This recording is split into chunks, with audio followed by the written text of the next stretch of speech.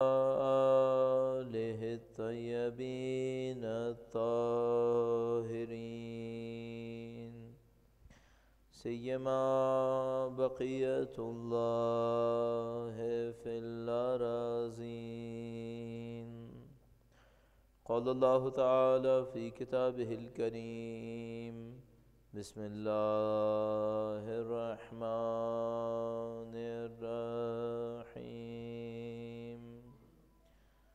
ام حسبت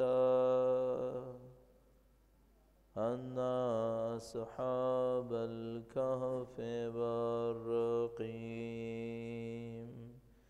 كانوا من آياتنا عجبا۔ اہل بیت اطہار علیہ السلام کی عظمت پر درود بھیجے گا محمد و آل محمد صلی علی محمد محمد وعجل فرجهم۔ پروردگار عالم کا انتہائی لطف و احسان ہے، انتہائی شکر ہے، اس نے ہمیں زندگی میں ایک بار پھر اہل بیت اطہار علیہ السلام کی فرش عزا پر بیٹھنا نصیب فرمایا ہے۔ اس دعا کے ساتھ کہ انشاءاللہ مرتے دموں تک اہل بیت اطہار کی بہترین چاہنے والوں میں قرار فرمائے۔ پرچم عزا کو، سید الشہداء کی عزا کے پرچم کو دنیا کے کونے کونے تک پہنچانے کی طاقت نصیب فرمائے۔ اس دنیا میں اہل بیت کی زیارت اور اس دنیا میں ان کی شفاعت سے سرفراز فرمائے۔ اسی دنیا میں امام کے ظہور اور ان کی سربلندی کا دن دیکھنا نصیب فرمائے انشاءاللہ۔ تمام دعاؤں کی قبولیت کے لیے درود بھیجے گا محمد و آل محمد۔ اللہم صلی علی محمد آل محمد وعجل فرجهم۔ پروردگار عالم نے اس دنیا کو، چاہے وہ مادی دنیا ہو چاہے وہ معنوی دنیا ہو، ان سب کو کچھ قوانین کے تحت خلق فرمایا ہے۔ وہ جو خدا متعال خود اپنی ذات کے اندر حکیم ہے، حکمت رکھتا ہے اور ہر چیز کو ایک خاص اندازے اور مقدار کے تحت نازل فرماتا ہے، ممکن نہیں تھا کہ وہ دنیا کو اتفاقات کے تحت خلق کرے، حادثات کے تحت خلق کرے۔ لہذا ہر چیز کے لیے قانون طے کیا گیا ہے۔ اگر کسی نے اللہ کے نزدیک اجر و ثواب حاصل کرنا ہے، اس کا ایک قانون ہے۔ اگر کسی نے اس دنیا کے اندر اور اس دنیا کے اندر کامیابی حاصل کرنا ہے، اس کے لیے بھی قانون ہے۔ قانون سے کسی انسان کو استثناء نہیں ملے گا۔ ہاں، یہ ہو سکتا ہے کہ کوئی قانون ہمیں سمجھ میں نہ آئے۔ مثال کے طور پر آپ کوئی دعا مسلسل مانگتے جا رہے ہوں، وہ دعا قبول نہ ہوتی ہو، اور آپ یہ سوچیں کہ جس نے کہا تھا کہ دعا مانگو اور میں قبول کروں گا، ادعونی استجب لکم، تو میری دعا کیوں قبول نہیں ہو رہی؟ یہ ہو سکتا ہے کہ دعا کی کچھ شرائط ہوں، اس قانون کی کچھ تفصیلات ہوں، وہ تفصیلات ہمیں پتہ نہ ہوں اور ہم یہ سوچیں کہ شاید قانون پورا نہیں ہو رہا۔ قانون پورا ہوگا، تفصیلات ہمیں نہیں معلوم۔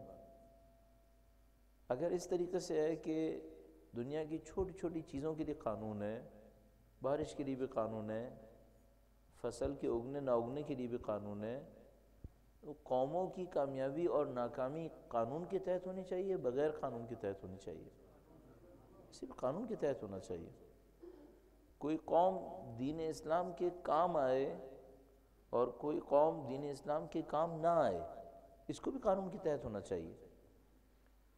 مثال کے طور پر ہم دیکھتے ہیں اپنی زندگی کے اندر کوئی شخص ہوتا ہے جس کی زندگی دین کے بہت کام آتی ہے، مختصر زندگی گزارتا ہے، لیکن مختصر زندگی میں دین کے لیے وہ خدمتیں انجام دے دیتا ہے جو کئی انسان مل کر بھی انجام نہیں دے سکیں گے۔ جن لوگوں کے نام آپ نے اور ہم نے سنے ہوئے پاکستان کے اندر کم از کم، جنہوں نے اہل بیت اطہار علیہ السلام کی خدمات انجام دی ہیں، ان کی زندگیاں کئی سو سال کے اوپر مشتمل نہیں ہیں۔ ان کی زندگیاں بھی یہی معمولی زندگیاں ہیں، 40 سال 50 سال 60 سال، لیکن ان کی زندگیوں میں خدمات بہت زیادہ ہیں۔ اہل بیت اطہار علیہ السلام کی فکر کے لیے جد و جہد بہت زیادہ ہے۔ ہمیں اور آپ کو دیکھنا پڑے گا یہ کیسے انجام پاتا ہے۔ اور شاید کل میں نے آپ کی خدمت میں تفصیل سے عرض کیا تھا کہ جب کوئی امتحان پیش آتا ہے معاشرے کے اندر، کچھ قومیں سرخرو ہوتی ہیں، کچھ قومیں امتحانات میں کامیاب نہیں ہو پاتی۔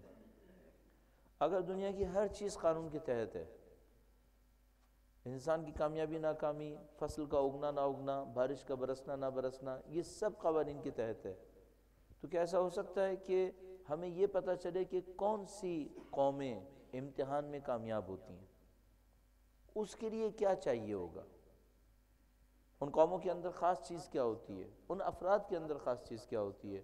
دوبارہ ایک مثال کو ریفر کرتے ہوئے اپنی بات کو آگے بڑھائیں گے۔ درود بھیجے گا محمد و آل محمد،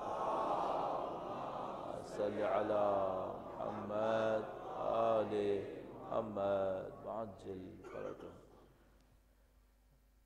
انسان کو زندگی گزارنے کے لیے بہت سارے جذبوں کی ضرورت ہے جن کو ہم فطریات تعبیر کرتے ہیں۔ خداوند تعالیٰ نے ہماری فطرت کے اندر وہ ساری چیزیں رکھی ہوئی ہیں۔ ان میں کچھ چیزیں ایسی ہیں جن کا تعلق اس بات سے ہے کہ انسان کے اندر جوش ہو، جذبہ ہو۔ جوش اور جذبہ نہ ہو، وہ قوم، وہ فرد بہت سارے کاموں کو انجام نہیں دے سکے گا۔ جوش و جذبہ بھی چاہیے انسان کو۔ دوسری طرف سے انسان کے اندر ایک اور بہت بڑا عنصر چاہیے جس کو ہم قوہ عقلیہ تعبیر کرتے ہیں۔ انسان کے اندر گننے کی طاقت، انسان کے اندر چیزوں کو سمجھنے کی طاقت۔ اور چونکہ شاید بحث سے نزدیک آ رہا ہے لہذا آپ کی خدمت میں عرض کرتا چلوں، علم اخلاق باقاعدہ ایک علم ہے۔ ہم لوگوں نے اخلاقی نصیحتیں سنی ہیں۔ مثلا اگر آپ سے کوئی کہتا ہے سچ بولنا اچھا ہے، یہ ایک اخلاقی نصیحت ہے۔ اگر ہم سے کوئی کہتا ہے غیبت کرنا حرام ہے، یہ ایک اخلاقی نصیحت ہے۔ کیا ان نصیحتوں کے پیچھے کوئی علم بھی ہے؟ اگر وہ علم ہے، اس علم کو ہم نے کبھی سیکھا ہے؟ بدقسمتی سے پاکستانی معاشرے کے اندر کمی میں سے ایک کمی یہ ہے، یہاں اخلاق علم کے طور پر نہیں آیا ابھی تک، یہاں اخلاق نصیحتوں کے طور پر آیا ہوا ہے۔ ان دو چیزوں میں بہت فرق ہونا چاہیے۔ بالکل ایسے ہی جیسے مثال کے طور پر میں اور آپ بھی زندگی کے اندر فزکس کے قوانین کے تحت زندگی گزار رہے ہیں۔ یہ جو کچھ میں اور آپ استعمال کر رہے ہیں یہ سب فزکس کے قوانین کے تحت ہے۔ یہ جو لاؤڈ اسپیکر میں اور آپ استعمال کر رہے ہیں، مائک استعمال کر رہے ہیں، یہ فزکس کے قوانین کے تحت ہے۔ لیکن کتنے لوگ ہیں جن کو فزکس کے قوانین پتہ ہیں، ان کی طاقت کچھ اور ہے، وہ چیزیں انوینٹ کر سکتے ہیں، وہ چیزوں کو استعمال کر سکتے ہیں۔ ہم لوگ فزکس استعمال کر رہے ہیں، فزکس جانتے نہیں ہیں۔ اسی طریقے سے علم اخلاق کا معاملہ ہے۔ ہم لوگوں نے اخلاقی نصیحتیں سنی ہوئی ہیں لیکن علم اخلاق نہیں جانتے۔ اگر ہم علم اخلاق کو بھی جاننے کی کوشش کریں پھر طاقت کچھ اور ہے۔ علم اخلاق بیان کرتے ہیں کہ انسان کے اندر کچھ قوتیں ہیں، اور ان قوتوں میں 3 قوتیں ایسی ہیں جو اس کی زندگی میں گویا ایک طرح کا جوش اور جذبہ دے رہی ہوتی ہیں، اور ایک قوت وہ قوت ہے جو ان تمام جوش اور جذبوں کو کنٹرول کر کے ہدف کے نزدیک لے جا رہی ہوتی ہے۔ انسان کے اندر بیان کرتے ہیں، کہتے ہیں قوہ شہویہ، قوہ غضبیہ، قوہ وہمیہ۔ یہ 3 طاقتیں ہیں جن کے اپنی اپنی فیلڈ ہے جس کے اندر وہ کام کرتے ہیں۔ میں موقع مناسب سمجھتے ہوئے تھوڑا سا ان 3 طاقتوں کے بارے میں آپ کی خدمت میں عرض کروں گا تاکہ ہم موضوع کی نزدیک ہو سکیں انشاءاللہ۔ درود بھیجے گا محمد و آل محمد،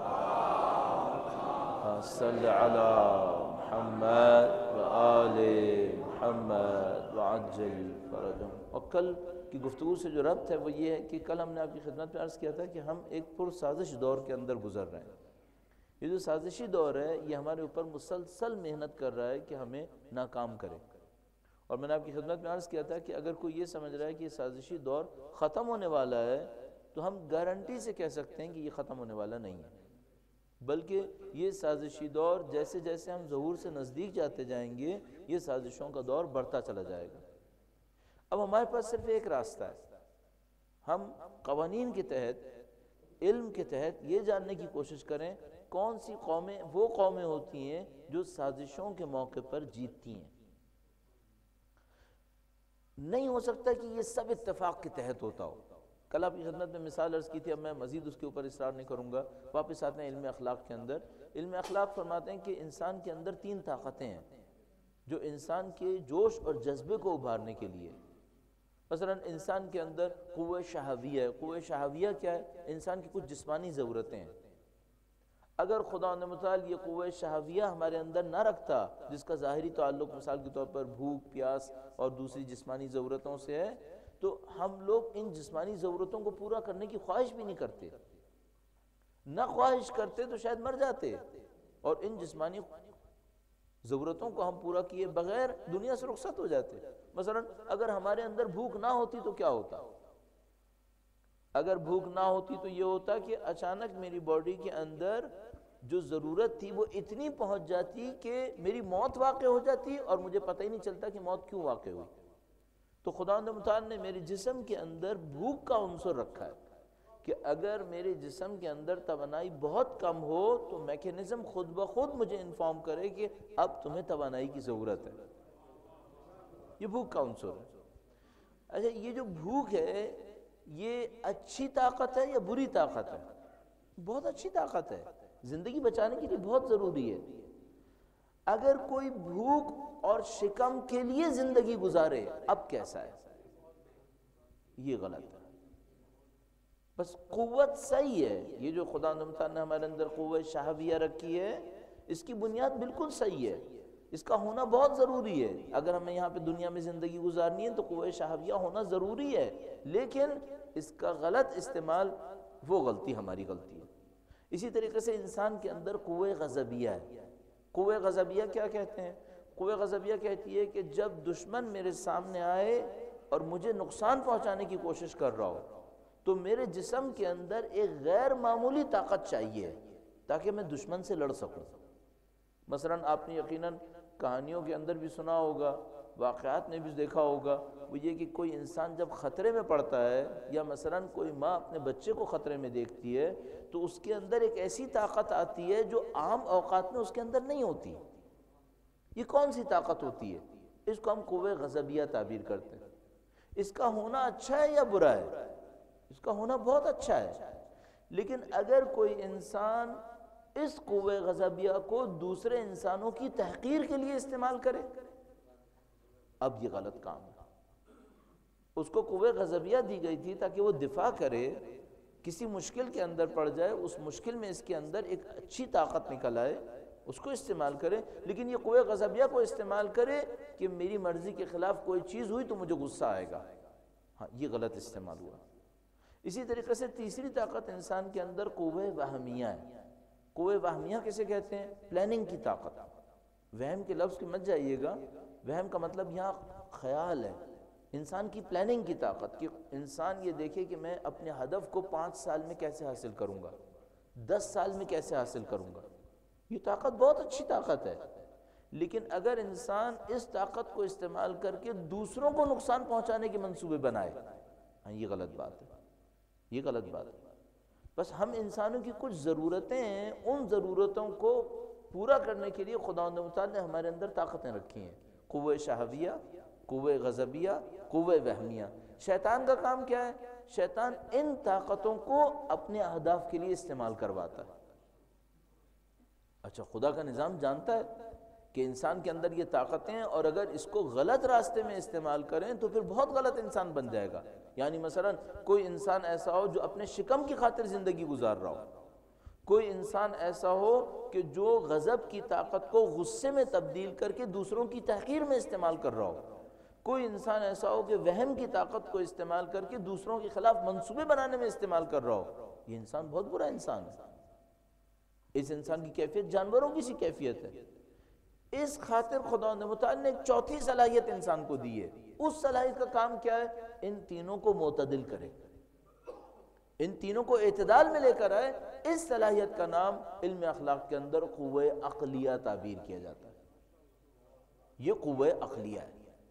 بس ہر انسان کے اندر یہ 4 طاقتیں موجود ہیں، قوت شہویہ، قوت غضبیہ، قوت وہمیہ اور قوت عقلیہ۔ اب کام کیا ہے؟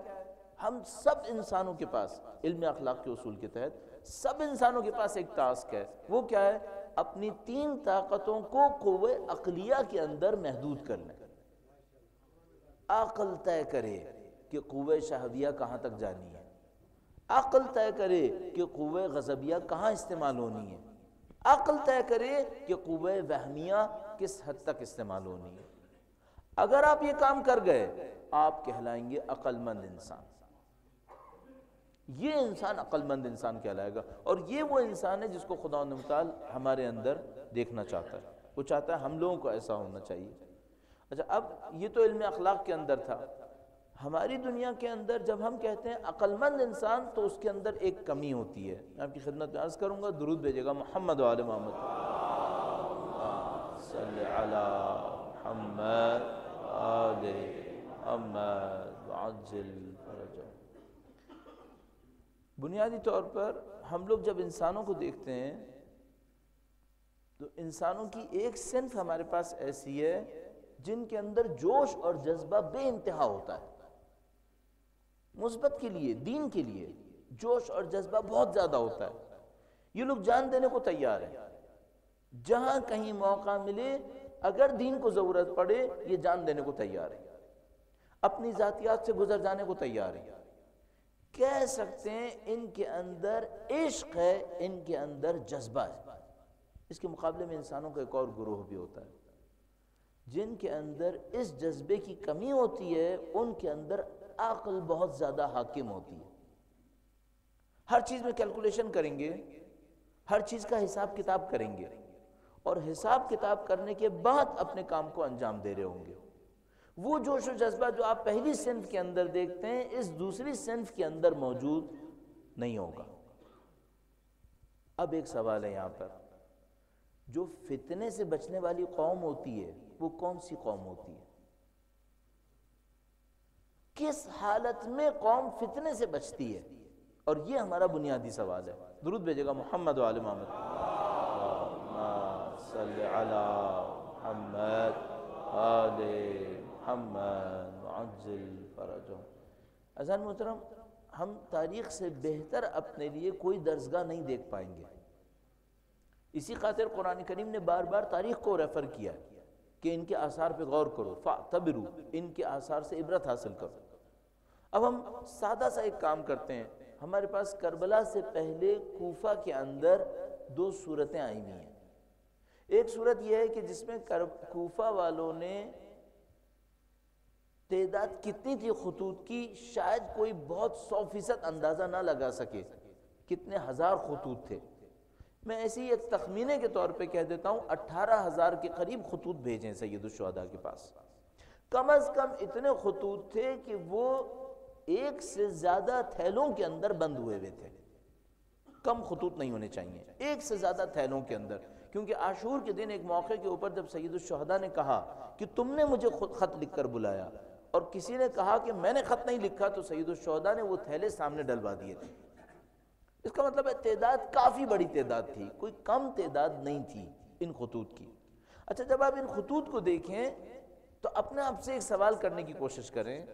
ظاہر ہے کہ ایک تاریخی تحقیق کا کام ہے، ہمارا کام نہیں ہے، لیکن ہم ایسی طور پہ سوچتے ہیں یہ جذبات میں لکھے گئے یا عقل و شعور میں لکھے گئے؟ یہ دیکھنا پڑے گا.